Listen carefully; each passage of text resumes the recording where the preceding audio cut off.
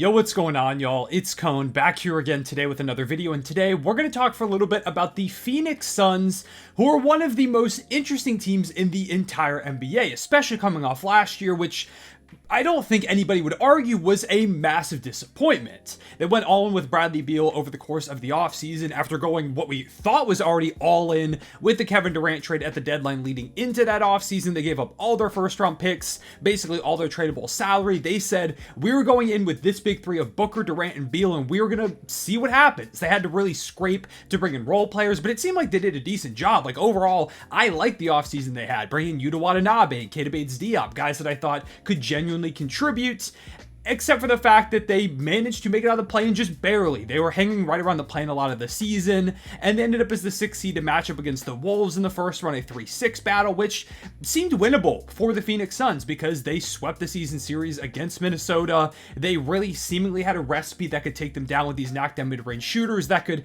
really play against the Wolves' strength of being able to defend the rim with Rudy Gobert, the defensive player of the year, down low, but instead they were flat out dominated by a far superior team. Clearly, me and many others underestimated the Timberwolves. They lost by an average of 15 points a game, were held under 100 points twice, turned the ball over a ton, and just didn't have nearly the level of depth that they needed to combat Minnesota. And Anthony Edwards was by far the best player in the series. If you're getting outplayed and you don't have the depth, you really don't stand much of a chance. Now, there's no shame in losing to Minnesota because they're a very good team. They made it to the Western Conference Finals after all, but when it's a convincing sweep with your 3 stars healthy and championship aspirations in the first round, that's pretty bad. Which brings us to this offseason where they really needed to find some new formula to help this thing move forward. And I do like some of the moves that they made. Like, for example, they brought in Tyus Jones, Monte Morris, and Mason Plumlee. Tyus and Monte give them a couple of low turnover playmakers, which is extremely necessary. If you watch the Suns at all last season, like pretty much everybody expected, they needed more point guard play. They would turn the ball over a lot, especially down the stretch of games. They would completely collapse. They were one of the worst,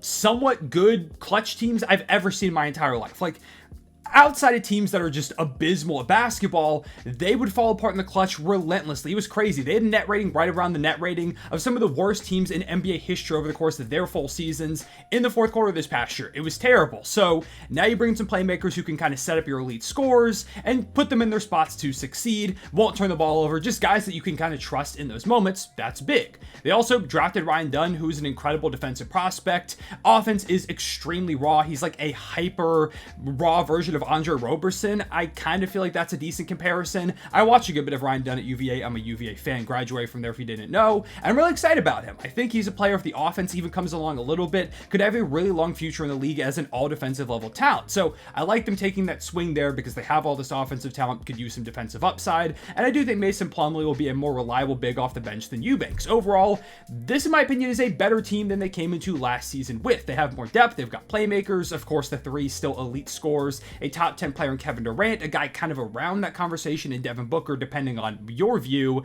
And I'm interested to see what Mike Budenholzer can do with this team coming into coach. I've never been the biggest fan of his, but he won a title. He's led some really good teams, especially defensive squads. And overall, the team in itself is improved. I think Budenholzer is an upgrade over Frank Vogel. I'm excited to see what the Suns can do this season. But while this is a better team, it's still one with very real concerns that could lead to this being another pretty disappointing year. The biggest one is the health. KD, Booker, Beal, fantastic big 3. They're all really good, but it doesn't matter if they're not out there on the court. If they miss any one of them throughout the playoffs or for a majority of the season, the year is pretty much cooked. They're not going to get a top seed. They're not going to make a deep run. All 3 need to be on the court and healthy if they want to succeed. Now, last season, KD and Booker at the very least were able to stay out there a good number of games. KD played 75 games, which is a big improvement for him. He hasn't played 60 or more since he left Golden State. So maybe this is the start of a new health trend for him and he's going to be a bit more available. But there's a stronger part of me that thinks this was an outlier for KD just because he's missed so many games in his recent career. He had that Achilles injury, he's had a bunch of small leg injuries, and he's just got so much mileage on his body while getting into his mid-30s. I'm not going to bank on the fact that Durant will be out there for 70 games. I think even getting him out there for 65 would be a big accomplishment. Booker played 68, which is pretty good. He's been pretty injury prone in his recent career, not as much as like Durant and Beal, but he has been a guy to keep an eye on. Now for Beal, played just 53 games, which is pretty indicative of his recent career. He's played 60 games just once since 2019. Now he was really good this year when he was out there, especially at the end of the season. He really caught fire. It's just a question of if he or any of the big three members can actually stay on the court. And it feels like a snowball effect where if one of them goes down, the other two are going to have to step up the workload because they rely on them so heavily. Say like Beal goes down for a little bit, now suddenly KD's playing a bunch of minutes, and then he deals with an injury. Now Booker is being asked to play like 40 minutes a game to keep them afloat. It feels like one of those squads where it can really snowball with just so many injury-prone guys at the forefront of the team. Even if they do manage to keep those three guys on the court pretty consistently, there are still major concerns with the defensive end of the ball, in my opinion.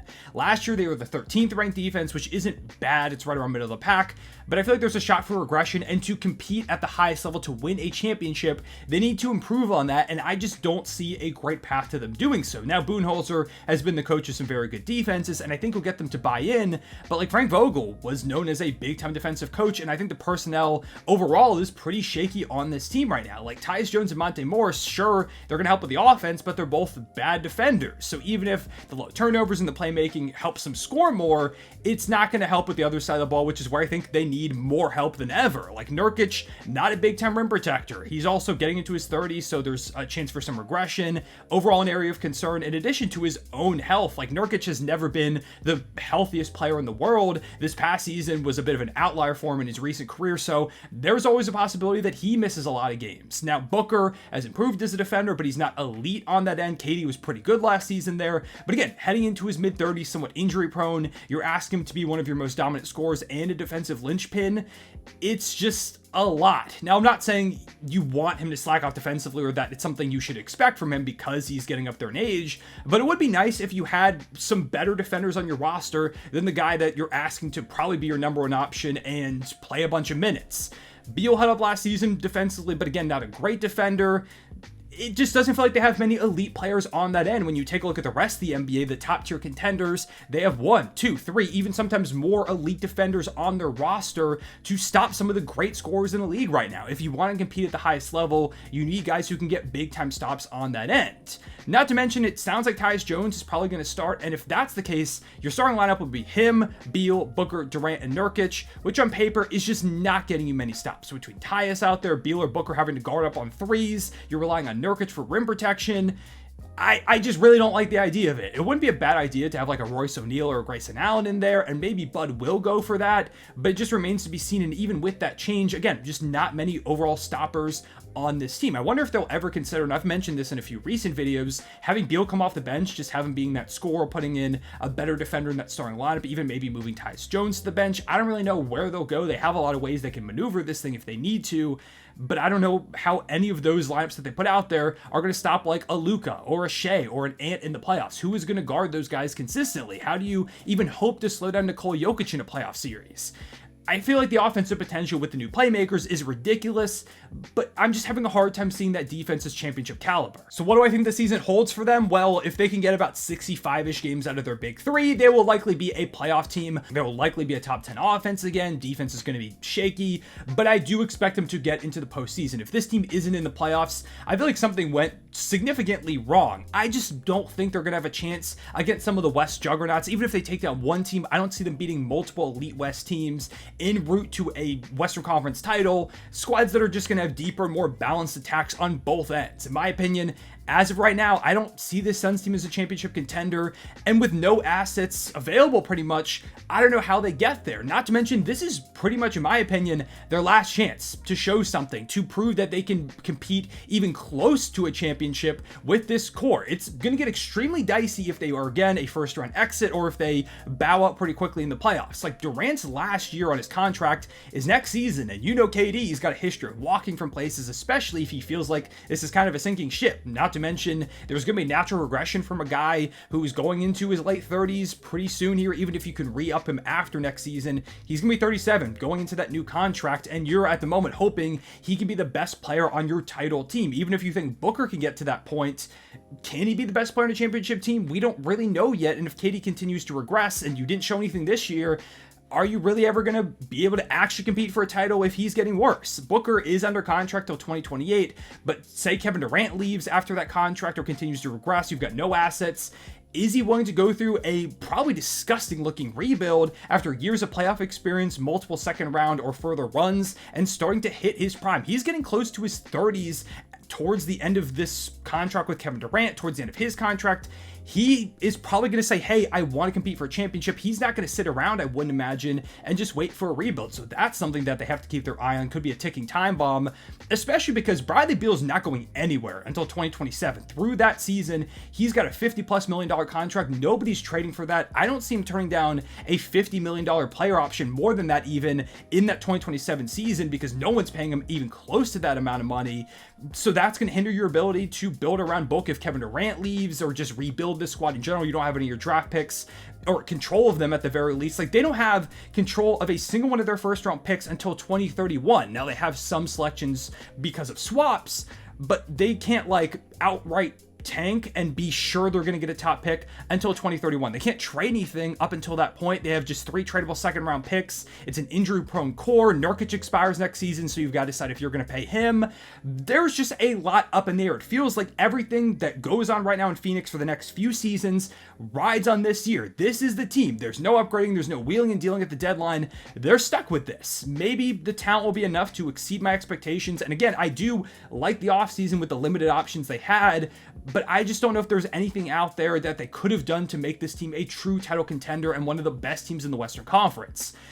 In the end, I think we're going to look back on the Suns team and know that the Bradley Beal trade was basically the nail in the coffin. Not because he's a bad player. He's far from it. If anything, I think Bradley Beal might be underrated at this point, but because making that deal, which in a vacuum is also a good trade, I think anybody would give up Chris Paul at that age for Bradley Beal. But when you consider the contract, it just meant that they were locked in with basically no way to maneuver. If suddenly the defense isn't playing well, or they need more offensive firepower, they just want to improve the depth, there's no real way to make that happen. And I just don't think he moves the needle nearly as much as his contract might indicate, especially for a team that could benefit far more, in my opinion, from just having multiple really solid role players, two-way guys next to Kevin Durant and Devin Booker. If they go into this upcoming year and they're not performing, they're not one of the top seeds, we might as well just go ahead and wrap this thing up, even if they deal with injuries, because I could see a world where they show some promise, but then they deal with injuries and it's like, maybe next year they'll figure it out. I just think this is it with natural regression, and if they deal with injuries, those are only going to continue to come along. This is their last chance, if you ask me. So going into this year, out of every team in the NBA, the Suns might have the most pressure out of anybody. There's no way to rebuild. Stars are getting close to the ends of their contracts. You've got your longtime star in Devin Booker, who I doubt is going to want to stick with a rebuild. The Bradley Beal money is tied, and you have an owner who came in and immediately traded the entire draft system. Every pick, every asset possible is gone. You have nothing going forward. This is your team. And if you go into the season, you disappoint, Kevin Durant walks pretty soon, Devin Booker has to be traded, everything falls apart, and you go into one of the most desolate rebuilds in probably all of NBA history, you are going to be one of the most hated owners in the history of sports. This franchise is going to be completely deserted after a finals run in 2021, after the hype of bringing Kevin Durant, after their 67 win, I think it was, season in 2022. They had such high highs throughout these early 2020s, and it feels like this season is the moment where it either really breaks their way or completely comes crumbling down. And in my opinion, it's probably gonna be the second one. So I appreciate y'all watching. Let me know down below in the comments what you think about the Phoenix Suns. Do you agree or disagree with my take on them? Do you believe in them? Do you not? Do you think the defense is gonna be an issue? Can they win with this big three? Yeah, let me know what other teams you want me to discuss going forward, because we do still have around a month until the season begins. But preseason is coming soon, which I'm really excited about. I've really been missing NBA hoops. And yeah, leave a like and subscribe if you enjoyed. Hit the notification bell so you don't miss out on future videos. I'll see y'all later. Real one, say it back.